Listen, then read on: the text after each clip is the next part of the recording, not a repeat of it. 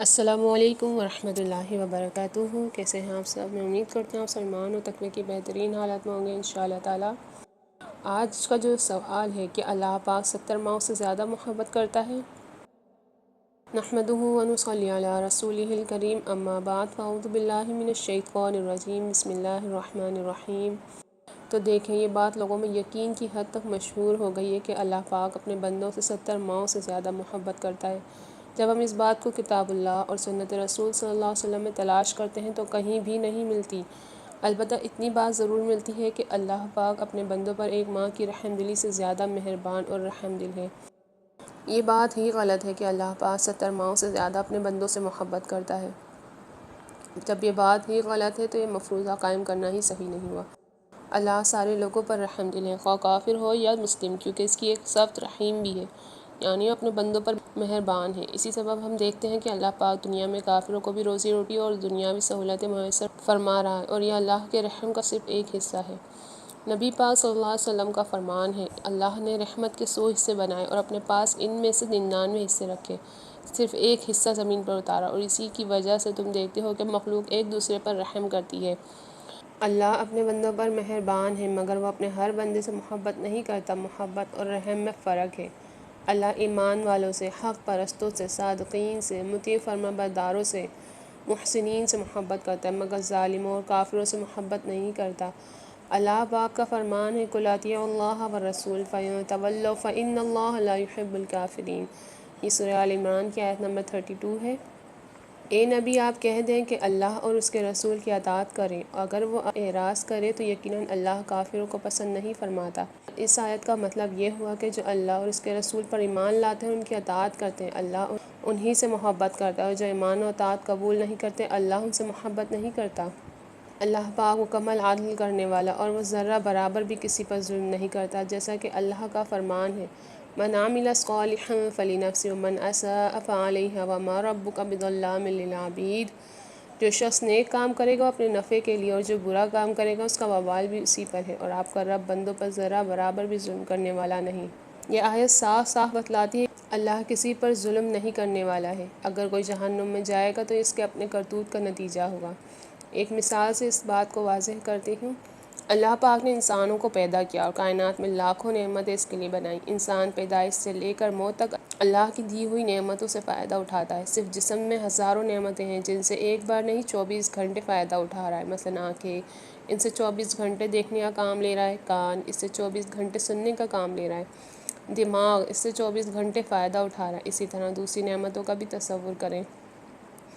کیا اللہ کی ان نعمتوں کا شکریہ نہیں بنتا؟ یقیناً شکریہ بنتا ہے۔ اللہ کا شکر یہ ہے کہ اس پر ایمان لایا جائے اور اس کی عبادت اور بندگی کی جائے۔ جو اللہ کی بندگی کرے گا اس کے لیے جنت، اور جو نہیں کرے گا اس کے لیے جہنم ہے۔ تھوڑی دیر کے لیے مان لیتے ہیں کہ اللہ 70 ماؤں سے زیادہ اپنے بندوں سے محبت کرتا ہے، تو جب ایک ماں اپنے بچے کو تکلیف میں نہیں دیکھ سکتی تو اللہ اس سے زیادہ محبت کرنے کے باوجود بندوں کو عذاب کیسے دے گا؟ اس بات پر میں آپ سے سوال کرتی ہوں، کیا کوئی ماں پسند کرے گی کہ اس کی اولاد اسے گالی دے، اس کو ستائے، اس کو مارے پیٹے، یا اس کے شوہر کے ساتھ برا سلوک کرے؟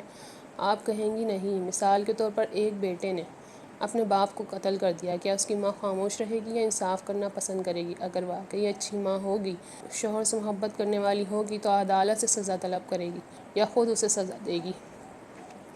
اسی لیے ہم دیکھتے ہیں کہ ماں اپنے ہر بچے سے ایک جیسا پیار نہیں کرتی، جو فرمانبردار ہو اس سے زیادہ اور جو نافرمان ہو اس سے کم پیار کرتی ہے۔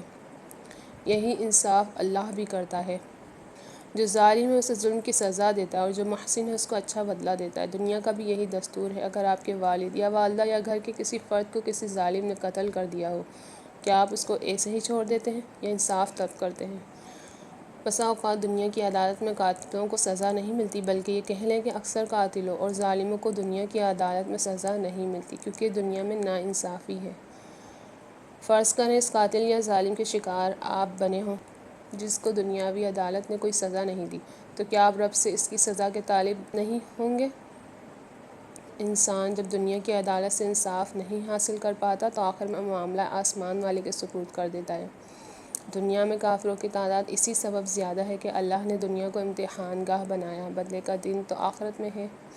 دنیا میں عمل کی چھوٹ ہونے کے سبب کفر پسند لوگوں نے کفر کا راستہ اختیار کیا، کیونکہ اس میں نفس کو آزادی اور طبیعت کی منمانی ہے، جبکہ اسلام میں نفس کی شریعت کی تابع بنانا پڑتا ہے۔ اللہ کسی کے لیے پسند نہیں کرتا کہ وہ کفر و شرک کرے۔ اس نے شروع دن سے انبیاء رسول بھیج کر لوگوں کو اپنی عبادت کا حکم دیا۔ جنہوں نے عبادت قبول کی اس پہ کامیابی کی بشارت سنائی، اور جنہوں نے کفر کیا ان کے لیے جہنم کے رسوا کن عذاب سے آگاہ کیا۔ جتنے بھی پیغمبر آئے سبھی نے اپنی امت کو اللہ کا پیغام سنایا کہ صرف اسی کی عبادت کرو اور اس کے ساتھ کسی کو شریک نہ ٹھہراؤ۔ حق واضح ہونے کے بعد بھی جن لوگوں نے اسے قبول نہیں کیا تو خالق اور مالک کو حق ہے کہ اس منکرین اور کافرین کو جہنم میں ڈال دے۔ اس حوالے سے نبی پاک صلی اللہ علیہ وسلم نے فرمایا، اے معاذ، کیا تمہیں معلوم ہے کہ اللہ پاک کا حق اپنے بندوں پر کیا ہے اور بندوں کا حق اللہ پاک پر کیا ہے؟ میں نے عرض کیا، اللہ اور اس کے رسول ہی زیادہ جانتے ہیں۔ آپ صلی اللہ علیہ وسلم نے فرمایا، اللہ کا حق اپنے بندوں پر یہ ہے کہ اس کی عبادت کریں اور اس کے ساتھ کسی کو شریک نہ ٹھہرائیں، اور بندوں کا حق اللہ پاک پر یہ ہے کہ جو بندہ اللہ کے ساتھ کسی کو شریک نہ ٹھہراتا ہو اللہ اسے عذاب نہ دے۔ میں نے کہا، یا رسول اللہ، کیا میں اس کی لوگوں کو بشارت نہ دے دوں؟ رسول اللہ صلی اللہ علیہ وسلم نے فرمایا، لوگوں کو اس کی بشارت نہ دو ورنہ وہ خالی اعتماد کر بیٹھیں گے۔ اللہ پاک سے جہنم اور اس کے عذاب سے اللہ کی پناہ طلب کرتے رہیں۔ وآخر دعوانا الحمد للہ رب العالمین۔ السلام علیکم ورحمۃ اللہ وبرکاتہ۔